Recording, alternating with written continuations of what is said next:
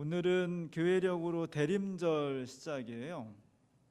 대림절은 예수님께서 탄생하시는 것을 기다리는 겁니다.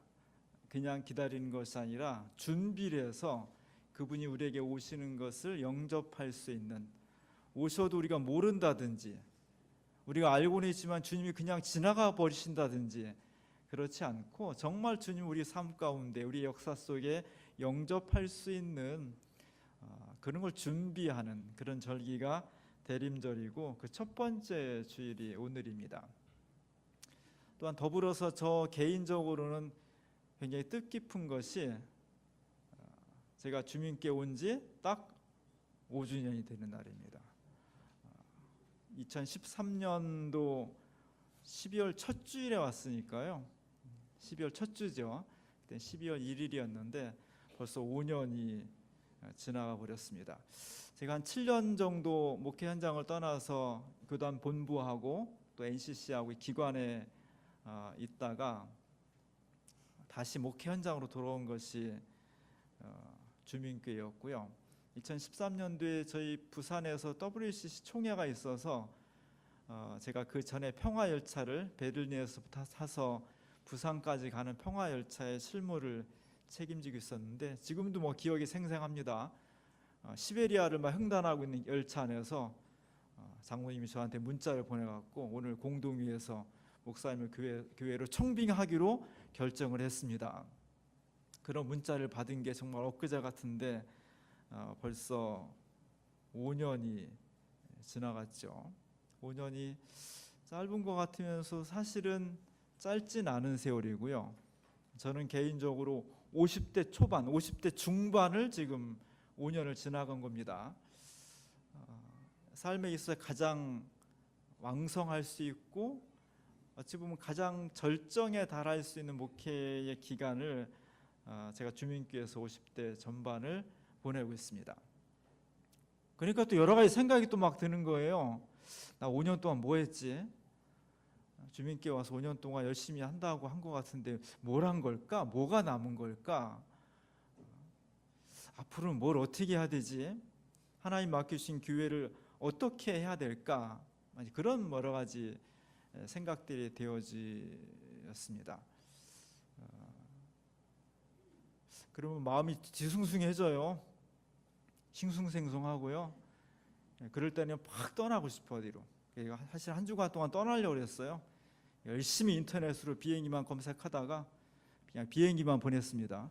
저는 뭐 있고 그렇게 한 주간을 보내면서 정말 우리 교회에 제가 5년을 있으면서 어떤 변화가 있었는지, 어떤 의미가 있었던 것일까 한 것을 다시 한번 생각해 보게 돼요.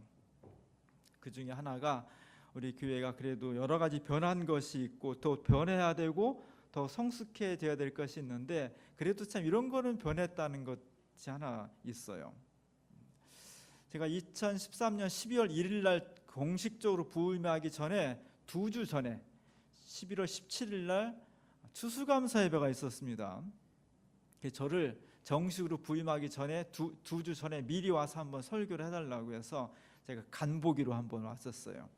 그날이 11월 17일 추수감사 예배 주일이었고요. 그때는 부교역자들이 풍물도 하고 장구도 치고 막 그래서 그날 민속 예배로 드리기로 했어요. 제가 10시 50분에 목회실에 있다가 뒤에 이제 11시 예배 시작되니까 오늘처럼 뒤에 이렇게 기다리고 있는데, 민속 예배를 드린다고 국악 찬송을 많이 넣어놨더라고요. 만장도 만들고 막 그래서 막 풍물도 하고 막 굉장히 뜨거운 분위기였는데, 그때 거기에 나온 예배 찬송을 예배 시작 전에 연습을 시키는데 저는 한 10분, 15분이면 연습 끝날 줄 알았어요. 40분을 연습을 시켜요. 40분을. 그래가지고 11시 반에 예배를 시작해서 11시 반 대예배를 저는 저 뒤에서 40분을 서서 기다렸어요. 그래서 우리 교회가 굉장히 뭔가 새로운 것을 막 만들어내기는 내는데 우리 교회 특징 중에 하나가 탁 떠오르면 바로 실행하는 거잖아요. 그러다 보면 굉장히 즉흥성이 강하고 그리고 뭔가 순발력 있게 대응하는 그런 능력이 굉장히 강하구나라는 것을 느꼈습니다. 5년 동안 해보니까 진짜 그런 면이 많이 있어요. 그것은 우리 교회가 70년대부터 80년대, 90년대를 거쳐오면서 역사적 상황이 막 돌발 변수가 많거든요. 언제 어떤 일이 벌어질지 모르기 때문에 거기에 맞춰서 교회가 즉각 대응하다 보니까 뭐 많은 논의를 거치고 철저하게 치밀하게 준비하고 이런 것보다는 그 상황에 생기면 탁 대응하고 이런 순발력, 이런 임시 대처 능력 이런 것들이 굉장히 발달하게 되는 거죠. 그런 반면에 뭔가 치밀하게 논의를 하고 과정을 거치고 준비를 하고 이런 면으로 좀 약화되어 있는 거죠. 그런 면에서 5년 동안 쭉 봤을 때 우리 교회가 그런 면에 많이 보완이 됐다고 생각을 해요. 즉흥적이고 순발력이 강한 것은 시대가 불안정하고 예측할 수 없는 시대 상황에서는 굉장한 강점을 갖습니다. 그러나 안정되고 예측이 가능한 사회 속에서는 준비성이 부족해지는 거예요. 우리 교회가 지금 이 시대는 예측 가능한 상당히 안정된 사회 속에 살고 있기 때문에 조금 더 논의 과정과 치밀한 준비와 그런 걸 통해서 새로운 작품을 만들어내는 그런 교회로 바뀌어가고 있다는 것을 느끼게 됩니다. 저는 개인적으로 조금 더 준비하는 쪽에 속해요. 막 행동하기보다는 좀 준비하고 생각하고 과정을 거쳐서 실행에 옮기는, 우리 교회 와서 인생과 역사가 그렇다고 해서 예상된 대로만 펼쳐지지 않거든요. 전혀 예상하지 않은, 정말 뜻하지 않은 상황에 맞닥뜨렸을 때 어떻게 순발력 있게 임기응변으로 새로운 역사를 만들어낼 것인지 그런 능력을 저는 배웠고 조금 더 강화된 것 같고요. 우리 교회는 즉흥적인 것 속에 새롭게 준비하고 논의하는 과정을 배워서 조금 더 성숙해지고 서로 완성도가 높아졌구나라는 생각을 하게 됩니다. 그것이 지난 5년 동안의 모습이었던 것 같아요. 준비는 대단히 중요한 겁니다. 뭘 하든지 간에 준비하지 않으면 소홀해질 수밖에 없고 완성도가 떨어지기 때문이죠. 왜 대림절을 뒀을까? 12월 25일 날 예수님이 그냥 탄생하시면 되지, 뭘 굳이 넷째 주를 둬가지고 초를 4개를 또 커야 되고 대림절 첫 번째, 두 번째, 세 번째 이렇게 카운트하면서 왜 대림절을 두는 걸까? 준비하라는 거죠.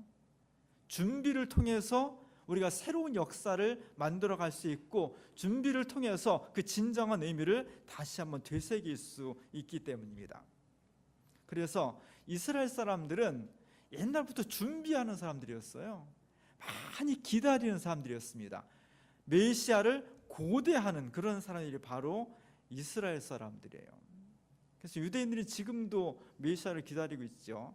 우리를 구원해 줄 메시아, 진정 고난과 슬픔과 아픔 속에서 우리에게 행복과 기쁨을 줄 메시아를 기다리는 그런 신앙이 이스라엘 사람들의 독특하고 정체성 있는 신앙이에요. 이런 신앙이 있었기 때문에 이 사람들은 애굽의 노예살이를 400년 이상 겪으면서도 좌절하지 않았습니다.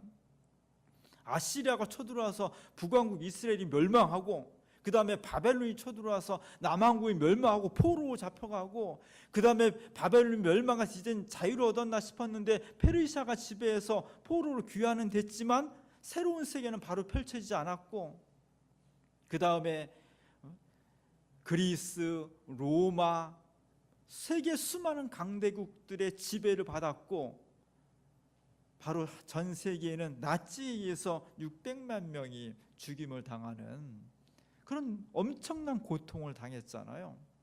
웬만한 민족 같으면 그냥 이스라엘이라는 이름 자체가 없어져 버려요. 나라도 없이 국토도 없이 떠돌아다니는 사람들이 그냥 그 지역에 동화되어서 민족의 정체성을 가질 수가 없습니다. 그럼에도 불구하고 이 사람들이 끝까지 그것을 가지고 있었던 것은 그들의 중심 속에 메시아를 기다리는 그런 마음들을 잃어버리지 않았기 때문이에요. 그래서 이스라엘은 지금도 때마다 저 통곡의 벽, 유대의 예루살렘의 통곡의 벽을 만지면서 눈물로써 기도하는 겁니다. 저 소녀는 정말 정말 진지함이 느껴지잖아요. 뭘 기도하는지 모르겠지만 메시아가 이 땅에 오시면 우리가 당하고 있는 이 어둠, 이 절망을, 이 고통을 하나님께서 새롭게 해주시고 구원해 주실 것이라는 간절한 믿음이, 그런 간구가 느껴지고 있습니다. 저런 기다림과 믿음과 기대 속에서 이스라엘은 고난을 이겨낼 수 있었고 새로운 역사를 창조할 수가 있었던 거죠. 기다림이라고 하는 것은 우리를 새롭게 하고 그 속에 새로운 삶을 만들어 갈 수 있게 합니다. 요즘은 우리 교인들도 군대, 아들들 많이 군대 보냈죠. 요즘 군대 어떻게 가요? 요즘 군대 갈 때 부모하고 같이 그 입영장까지 갑니다. 그래서 같이 다 가서 문 앞에서 빠이빠이 하고요, 사진도 찍고요. 그 다음에 그 친구하고, 또 친한 친구하고 같이 입대를 해서 내가 외롭지 않았으면 좋겠습니다 하면 또 군대에서 그렇게 배려도 해줘요. 엄청난 변화와 달라진 것이 있습니다. 그리고 뭐 좀 지나면 부대장이 막 카페 만들어가지고 부대에서 이렇게 생활하고 또 사진 막 올려주고요. 뭐 부모님한테 막 이렇게 사진 찍고 굉장히 재밌게 요즘은 하고 있습니다. 한 3, 40년 전 저희 형님이 군대에 갈 때, 70년대 군대 갈 때 제가 어렸을 때 기억을 떠올리면, 그때는 입영열차가 있었어요. 각 지역마다. 클래식이라는 영화인데요, 클래식 영화에서도 사람들이 군대 막 입영열차 타고 가고 사람들이 막 태극기 흔들고 막 그래서 잘 갔다 오라고 막 눈물바다가 되죠. 그래서 막 부모님들이 막 여기에 다 나가가지고 막 끌어안고, 저 막 기차 떠날 때는 막 여기 전체가 다 그냥 울음바다가 돼요. 그런 그 기억들을 가지고 있을 거예요. 그리고는 간절히 기다립니다. 언제 3년이 지나가지? 우리 아들이 언제 건강하게 다 마치고 돌아올까? 간절히 기다려요. 그 3년을 기다리기 전에 제일 먼저 기다리는 것은, 한번 훈련소에 들어가면 소식을 가질 수가 없어요. 알 수가 없어요. 편지가 오는 것도 아니고, 한 100일 동안은 전화를 할 수 있는 것도 아니고 인터넷도 없고요. 그때 기다리는 것이 100일이 지나면 부대에서 신병 훈련소에서 소포가 와요. 저렇게 좋은 소포는 아니지만 소포가 하나, 거기 뭐가 들었냐면 입구 갈 때, 입영할 때 입었던 사복을 딱 정리해가지고 100일 지나면 집으로 보내줘요. 부모님은 그걸 딱 열어보는 순간 그냥 막 엉엉 울어요. 내 자식의 100일 전에 갔던 그 채취를 느끼고, 그리고 거기에는 편지가 하나 있죠. 아마 인생에서 가장 효자가 되는 때가 그때예요. 사랑하는 부모님 어쩌고저쩌고. 근데 제대하면 다 도루묵이지만 그때는 제일 큰 효자가 돼요. 저것을 받아보는 그 부모는요, 저걸 받아야 비로소 그래도 큰 사고 없이 훈련 잘 받고 있구나, 막 불안과 아픔과 초조함이 저걸 받는 순간, 열심히 기다렸다가 저 소포를 받는 순간 그리움과 안도로 바뀝니다. 그리고 나서 막 눈물 흘리게 되죠. 기다림이란 뭘까? 기다림은 사랑의 다른 말이에요. 우리가 몇 주 전에 영화 하나 봤죠? 무슨 영화 봤어요? 지금 만나라고 합니다. 지금 잊어버렸습니다가 아니고 지금 만나라고 합니다라는 영화를 봤어요. 원래 일본 만화인데요, 우리나라 사람이 다시 리메이크 해가지고 영화로 만들었습니다. 유치원 다니는 꼬마 아들이 1년 전에 32살인가 엄마가 일찍 돌아가셨어요. 근데 동화책을 보니까 비가 오면 펭귄 엄마가, 죽었던 펭귄 엄마가 다시 온다는 그런 동화를 보고, 저 아이가 비만 오면은 엄마가 다시 돌아올 거야, 펭귄처럼, 동화책에처럼. 그리고 아빠 졸라가지고 저 역에 나가서 역 동굴을 이렇게 살펴보고 재촉하고 엄마를 기다리죠. 진짜 동화처럼 그 엄마가 장마 기간 동안에 돌아와 환생해서 가족과 함께 지내다가 다시 돌아간다는 그런 어떤 설정이죠. 저 아이는 왜 기다렸을까요? 저 아이의 기다림 속에 뭐가 있는 겁니까? 그리움도 있지만 사실은 엄마를 사랑하는 거죠. 기다림은 사랑하는 거예요. 내가 지금 누군가를 기다리고 있다는 것은 그를 사랑한다는 거예요. 여러분이 주일을 기다려야 된다는 것은 주님을 사랑한다는 거예요. 주일이 하나도 기다려지지 않고요, 자식이 집 나가도 하나도 기다려지지 않으면 사랑하지 않는 거예요. 내가 누군가를 그리워하고 누군가를 간절히 기다린다는 것은 사랑한다는 거예요. 대림절은 뭐냐면 기다리는 거예요. 누구를? 메시아를. 왜 기다립니까? 메시아를 사랑하기 때문에 기다리는 거죠. 그래서 대림절은 주님에 대한 사랑으로 기다리면서 주님을 영접하는, 준비를 하는 절기예요. 그 첫 번째 주일이 오늘입니다. 오늘부터 예수 그리스도가 우리에게 탄생하시는 것을 정말 간절히 기다리는 거예요. 저 아이가 엄마를 너무 그리워하고 너무 사랑하는 마음으로 정말 틈만 나면, 기회가 되면 엄마를 기다리듯이 주님이 우리에게 오시는 것을 온 마음으로 정성으로 기다리는 것, 그것이 사랑이에요. 오늘 우리 속에 이 사랑이 넘쳐날 수 있기를 바랍니다. 중요한 것은 그분을 영접하려면 어떻게 기다려야 되는지, 무엇을 기다려야 되는지, 무엇을 하면서 기다려야 되는지, 그 얘기를 지금 말라기 선지자가 해주고 있는 겁니다. 말라기 선지자는 400년 전에 활동을 했습니다. 예수님 탄생하기 전에 한 400년 전쯤에 활동을 했어요. 구약의 마지막 예언자입니다. 그래서 구약 성경 39권 중에 맨 마지막 책이 말라기예요. 그 다음에 신약 성경 마태복음으로 넘어갑니다. 오늘 요즘 우리가 수요일 예배 시간에 에스라서를 읽고 있습니다. 에스라서는 바벨론 포로에서 돌아온 사람들이 스룹바벨과 에스라를 중심으로 무너졌던 성전을 재건하는 이야기예요. 얼마나 어려웠겠어요? 70년 만에 돌아와서 다 무너진 예루살렘 성전을 재건하려니까 돈도 없지, 노동력도 없지, 방해꾼도 있지, 여러 가지 어렵지만 그 가운데서 열심히 성전을 재건하는 거예요. 그리고 그 당시에 활동했던 예언자들이 학계, 스가랴, 이런 예언자들이에요. 이런 예언자들은 여러분 지금 어렵지만 메시아가 오시면 우리는 완전히 새로워집니다. 하나님께서 오셔서 우리를 완전히 새롭게 역사와 인생을 바꿔놓을 것이고 찬란한 영광이 다가올 것입니다. 이런 예언을 많이 했어요. 그리고 사람들이 그걸 믿었습니다. 문제는 시간이 지나도 이것이 이루어지지 않는 거예요. 변화는 됐지만, 사소한 변화는 있지만 이 학개와 스가랴가 예언했던 급격한 변화, 완전히 뒤집어지는 변화는 잘 안 느껴지는 거예요. 여기에 대해서 수많은 사람들이 신앙이 다운된 거예요.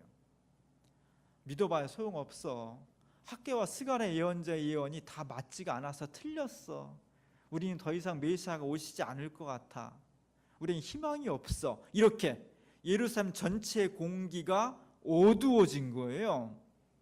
이때 분연히 일어난 사람이 말라기입니다. 여러분 실망하지 마십시오.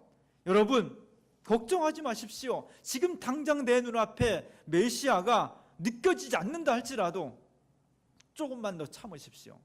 그리고 우리가 그 메시아를 오시게 하기 위해서 우리가 준비를 해야 됩니다. 하나님께서 우리에게 나타나실 때 아무런 과정이나 준비 없이 그냥 오시는 것이 아니라 반드시 준비의 과정이 필요합니다. 하나님께서 우리에게 메시아가 오시기 전에 먼저 새로운 사자를, 길잡이를 보내주실 것입니다. 이것이 1절이에요. 만군의 여호와가 이르노라. 보라, 내가 내 사자를 보내리니 그가 내 앞에서 길을 준비할 것이요 또 너희가 구하는 바 주가 갑자기 그의 성전에 임하시리니 곧 너희가 사모하는 바 언약의 사자가 임하실 것이라. 하나님의 사자가 이 땅에 오시면 준비하라는 거예요. 이제 그 사자가 곧 오실 것이라는 것을 선포하고 있는 겁니다. 왜 준비해야 되느냐? 왜 우리는 메시아 오시는 것을 그냥 맞이해서는 안 되고 왜 준비해야 되느냐? 메시아의 오심은 주님을 영접하고 믿음을 가지고 있는 사람들한테는 영광과 은총이지만 하나님을 영접할 준비가 되어 있지 않은 사람에게는 혹독한 심판이기 때문입니다. 그래서 말라기 선지자는 2절에서 이렇게 말하고 있는 거예요. 그가 임하시는 날을 누가 능히 당하며 그가 나타나는 때에 누가 능히 서리요?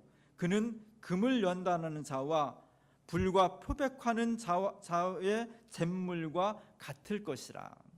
그분이 오시면 불처럼 부정한 것들을 태워버릴 것이고 양잿물처럼 나쁜 것들을 다 표백해 버릴 것이다.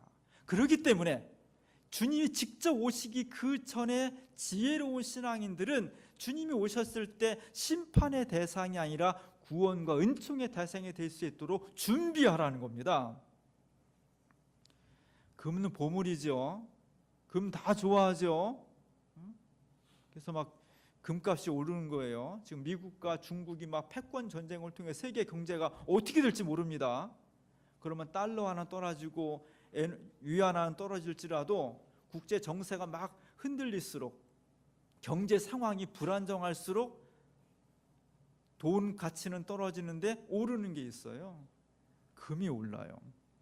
왜냐하면 금은 옛날부터 미래까지 어떤 상황에서도 변치 않는 가치를 사람들이 부여하기 때문입니다. 그래서 막 금괴를 모으는 거예요. 금에는 여러 가지 종류가 있습니다. 제일 순도가 높은 걸 24K라고 해요. K는 캐럿인데 24K. 24K는 금 함량이 99.95% 이상을 24K라고 해요. 그 다음에 그다 조금 못한 건 18K, 75%가 금이에요. 14K는 58.5% 이상이 정도가 14K예요. 금은 순도가 높을수록 비싼 겁니다.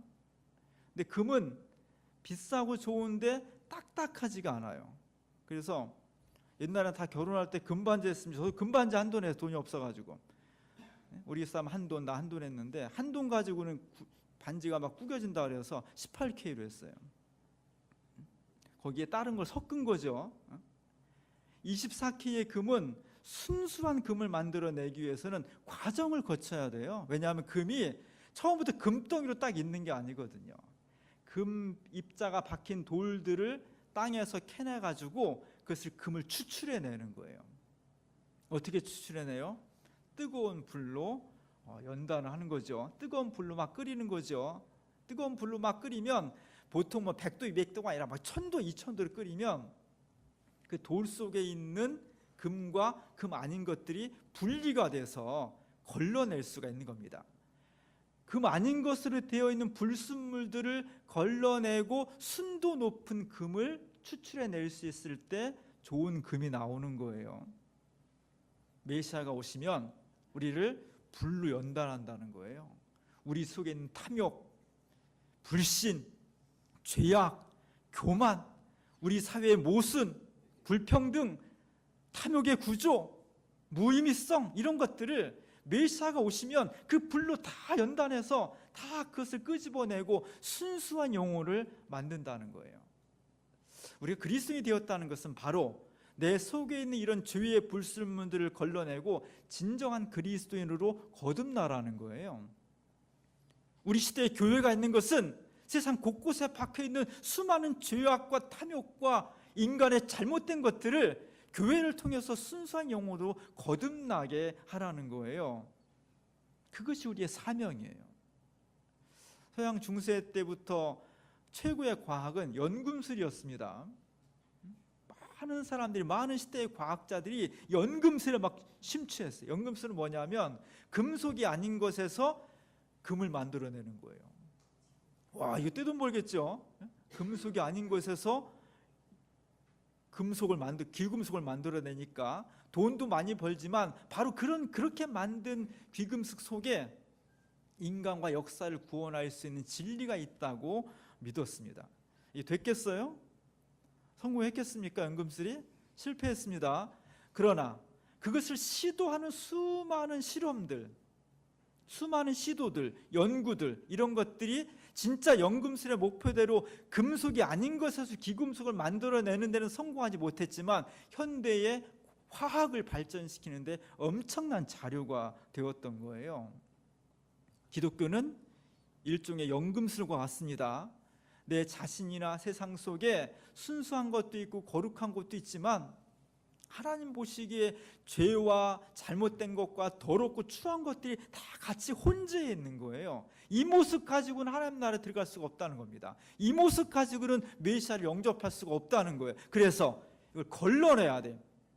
그 걸러내는 기간이 대림절이에요. 우리 속에 있는 것을 끊임없이 성찰하면서 저 불같은 것 소리를 끊임없이 하나님 말씀과 성령의 불두건이를 통해서 우리 자신에게 있는 죄와 탐욕과 잘못된 것들을 걸러낼 때, 그래야 우리가 순수한 영혼이 될 수 있고 메시아를 영접할 수가 있다는 것입니다. 어렵죠? 저 불이 1,200도가 아닌데 얼마나 뜨겁겠어요? 저걸로 우리의 삶을 정화시킨다고 할 때 얼마나 힘들겠습니까? 고통스럽죠. 어렵죠. 그래서 많은 사람이 이 길을 갖지 않으려고 하는 거예요. 그러나 그리스도인들은 바로 이 대림절 기간 동안에 메시아를 내가 진정으로 모셔드리기 위해서 우리가 하나님 앞에 나를 정화해야 돼. 저 뜨거움으로 정화해야 돼. 우리 속에 있는 죄와 불순물들을 걸러내야 돼. 그랬을 때 그 과정은 힘들고 두렵고 어렵지만 우리가 하나님께서 놀라운 은총을 베풀어 주신다는 겁니다. 오늘 말라기 예언자는 3절과 4절에서 이렇게 말하고 있어요. 다 같이 한번 읽어보겠습니다.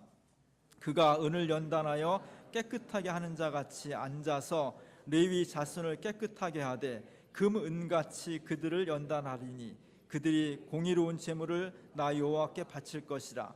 그때 유다와 예루살렘의 봉헌물이 옛날과 고대와 같이 나 여호와께 기쁨이 되려니와. 그렇게 만들어진 사람들이 드리는 찬양, 예배, 헌물, 삶, 그것을 하나님께서 기쁘게 받으신다는 거예요. 하나님이 기뻐하시는 사람, 하나님이 기뻐하시는 세상은 그곳에 은총과 축복이 임할 것이라는 겁니다. 오늘 우리 가운데 경제적인 문제로, 육신의 질병의 문제로, 마음의 상처의 문제로, 가정의 문제로, 자녀의 문제로, 직장의 문제로 여러 가지 아프고 힘든 경우가 있습니다. 그 모든 것은 하나님께서 우리를 훈련시키는 거예요. 우리를 정죄시키는 거예요. 우리를 연단시키는 겁니다. 왜? 우리 속에 있는 그 잘못된 것들을, 아픔과 상처를 다 치유하고 새롭게 거듭나고 정말 하나님께서 원하시는 순수한 영혼으로 거듭났을 때 메시아가 임하실 수 있기 때문이에요. 주님이 오시는 세상은 어둠 속에 한 줄기 빛인 겁니다. 구원입니다. 생명입니다. 축복입니다. 문제는 그것이 자동으로 오지 않는다는 거예요. 바로 이 대림절 기간 동안에 오늘 말라기 예언자가 소리 높여 외쳤듯이 우리 스스로 주의 오시는 그 길을 예비하기 위해서 나 스스로 정련돼야 돼. 때로 그것이 아프지만, 힘들지만, 어렵지만 하나님께서 나를 연단시킨 것을 통해서 순수하고 맑은 금으로 만들듯이 우리를 새롭게 창조하시는 겁니다. 믿음으로 이것을 잘 받아들여서 주님, 나를 정련시켜 주옵소서, 나를 연단시켜 주옵소서. 그래서 올해 2018년 12월 25일에는 정말 예수 그리스도가 내 삶에 탄생하고 내가 그분을 영접할 수 있는 놀라운 기쁨과 축복이 우리 가운데 이루어질 수 있기를 주님의 이름으로 간절히 축원합니다.